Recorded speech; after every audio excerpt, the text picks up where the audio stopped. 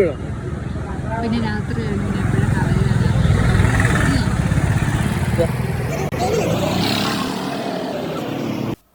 അങ്ങനെ ഞങ്ങൾ ആ 7 കിലോമീറ്റർ അപ്പുറത്ത് കവരടിച്ചിട്ടുണ്ടെന്നും പറഞ്ഞത് ആരോ പറഞ്ഞത് കേട്ടോ.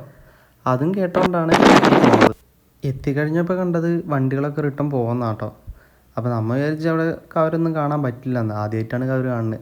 വടിയിട്ടിളക്കിയാൽ മാത്രമേ വെള്ളത്തിൽ നീലവെളിച്ചം കാണുള്ളൂ എന്നും പറഞ്ഞ് അതിൽ വടിയിട്ടിളക്കാൻ പോകുമ്പോൾ ദേണ്ട കിടക്കുന്നത് നിലത്ത്.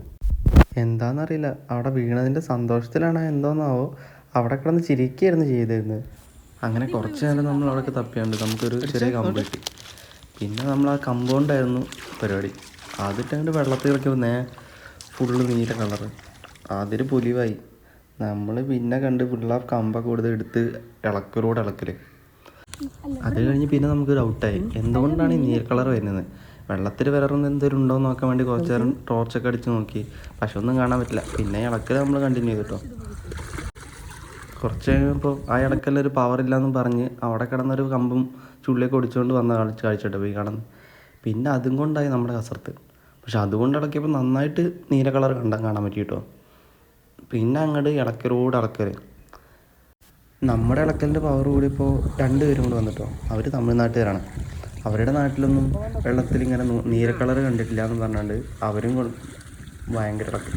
പിന്നെ അങ്ങോട്ട് ഇളക്കലിൻ്റെ അങ്ങേത്തല ഇളക്കലോട് ഇളക്കൽ. നമ്മളവിടെ കുറച്ചും കൂടെയൊക്കെ ഇളക്കിയാണ്ട് നമ്മളത് വന്ന റോഡിൻ്റെ എൻഡ് പിടിച്ചു. എൻ്റെ എത്തിപ്പോൾ കണ്ടത് അടിപൊളി കാഴ്ചകളാണ് കേട്ടോ. കുറച്ച് നേരം അവിടെ കാഴ്ചകൾ കണ്ട് കാറ്റും കൊണ്ട് അവിടെ ഇരുന്നു.